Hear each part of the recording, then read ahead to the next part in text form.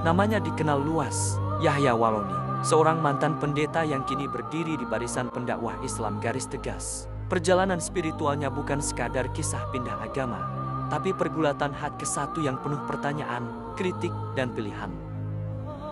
Yahya Waloni lahir dan tumbuh dalam lingkungan Kristen yang kuat. Ia menempuh pendidikan teologi dan menjadi pendeta di sebuah gereja Protestan. Ia dikenal pintar dan vokal dalam menyampaikan khotbahnya. Namun, jauh di dalam dirinya, lahir rasa ragu. Ada kegelisahan dalam memahami ketuhanan, keselarasan ajaran, dan pencarian akan kebenaran sejati. Pencariannya membawanya meneliti Al-Quran, awalnya untuk mencari kelemahan. Tapi justru dari situlah hatinya bergetar. Ia menemukan bahwa Islam bukan hanya agama, tapi jalan hidup yang utuh. Saya tinggalkan Kristen, masuk ajaran Islam karena takut dengan ayat itu. Laqad kafara allazina qalu innallaha masih ibnu Maryam. Kafirlah orang-orang yang berkata Isa anak Maryam adalah Tuhan selain Allah. Akhirnya, Yahya Waloni mengucapkan 2 kalimat syahadat. Ia memeluk Islam secara terbuka, meski harus meninggalkan semua yang dulu ia bangun. Setelah memeluk Islam, Yahya Waloni tak tinggal diam.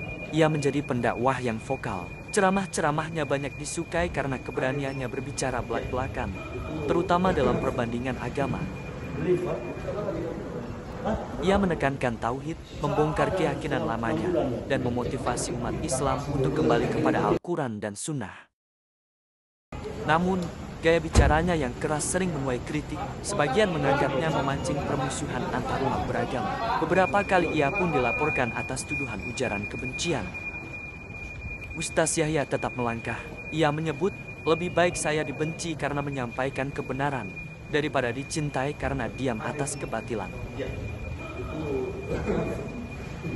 Bagi sebagian umat, Yahya Waloni adalah simbol keberanian dan keteguhan iman. Bagi yang lain, ia menjadi peringatan agar dakwah dilakukan dengan hikmah dan kelembutan.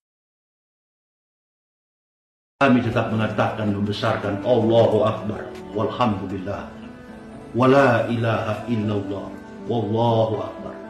Kami akan bersyukur. Aroma kematian kami dicaci maki oleh kafirun wal munafik. Nggak apa-apa. Tapi jangan sampai kematian kami dicaci maki oleh orang-orang yang takwa. Kalau kami dicaci maki oleh orang-orang munafik, maka kematian kami adalah husnul khotimah. Itu keyakinan kami. Apabila kematian kami dihasil dengan ujian orang-orang munafik, itulah su'ul khotimah.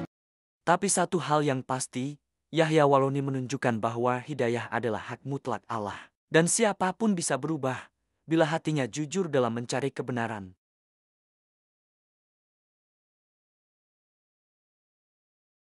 Meter ngos-ngosan. Selama saya hidup nggak pernah saya dada sesak nafas begini. Siapa yang hari bisa semua istri? Kok saya mau kehilangan nafas?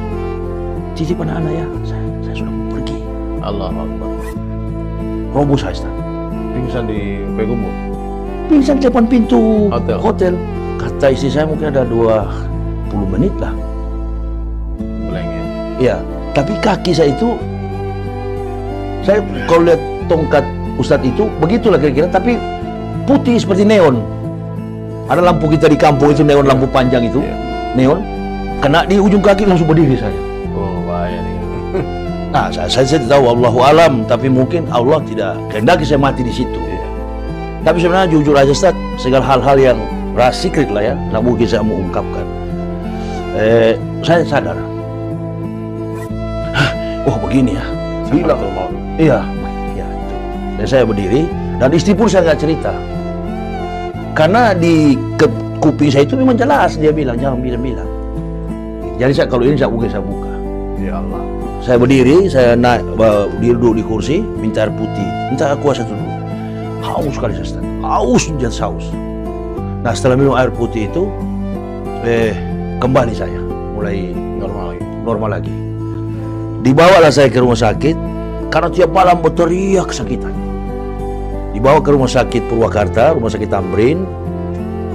2 minggu saya diopname di situ, ternyata kata dokter pembengkakan jantung. Saya bersyukur Ustaz, saya di penjara. salah satu penyakit yang tidak pernah sembuh. Boleh tanya satu keluarga, Ustaz, sembuh di dalam. Ada saudara lain bilang, Ustaz, jangan minum air dari kepolisian. Jangan juga makan makanan dari kepolisian. Karena saya dalam keadaan dalam keadaan tahanan, orang yang tersangka, sudahlah. Mau bagaimana lagi? Udahlah, kalau mau mati, matilah. Semua izin Allah. Sudah, kalau mau habis, saya cuma bilang pesan istri, urus tuh anak-anak, dan jangan coba-coba kembali lagi ke agama kafir. Sama-sama kita dari Kristen, dari Manado. Saya bilang sabar, insya Allah nanti Allah akan bukakan jalan. Apa namanya? Ibu-ibu. Bagaimana anak-anak ini? Saya bilang sudah. Allah itu maha kaya, Dia yang memberi semuanya. Setiap perjalanan menuju Allah adalah unik. Ustaz Yahya Waluni mungkin bukan sosok sempurna, tapi kisahnya mengajarkan kita satu hal, bahwa iman bukan diwarisi, tapi dicari dan diperjuangkan.